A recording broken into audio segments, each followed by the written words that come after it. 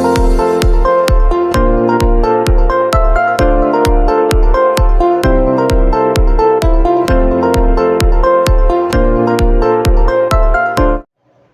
दोस्तों, आज हम सीखने वाले हैं अभाज्य संख्या की पहचान कैसे करें।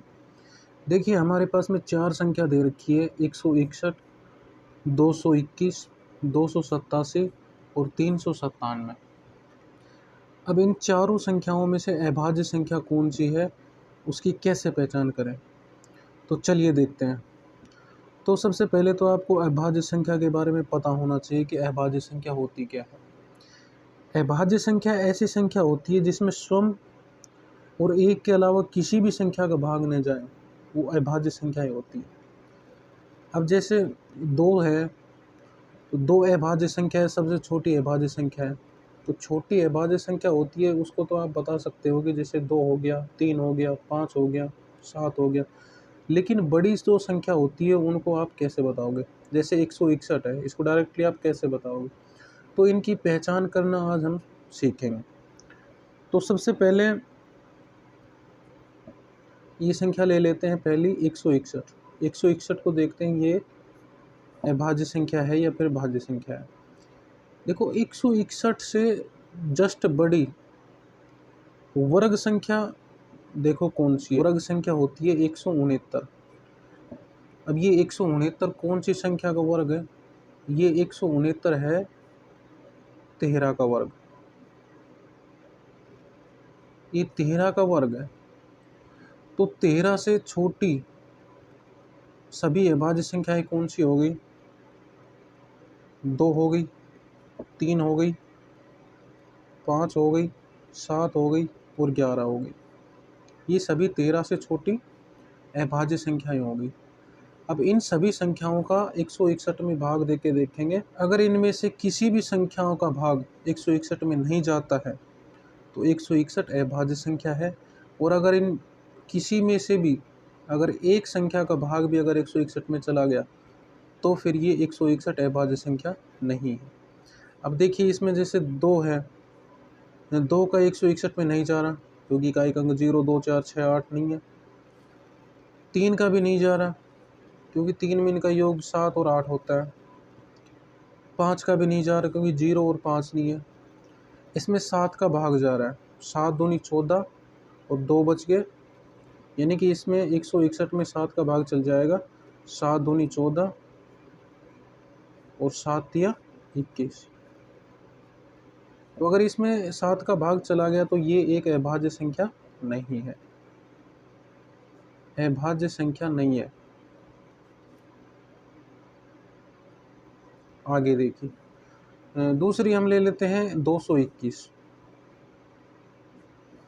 अब 221 से जस्ट बड़ी वर्ग संख्या कौन सी होगी, 225 होगी। किसका वर्ग है 225, 15 का वर्ग है। अब 15 से छोटी कितनी अभाज्य संख्याएं हैं, उनमें आ गई 2 आ गया, 3, 5, 7, 11 और 13। अब इन सभी संख्याओं का इसमें भाग देके देखेंगे,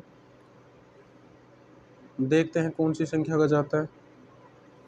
तो इसमें 2 का भी नहीं जाएगा, 3 का भी नहीं जाएगा, 5 का भी नहीं जाएगा, इसमें 7 का भी नहीं जाएगा और इसमें 11 का भी नहीं जाएगा, इसमें 13 का चला जाएगा। तो ये भी अभाज्य संख्या नहीं है। आगे आती है हमारी तीसरी संख्या 287।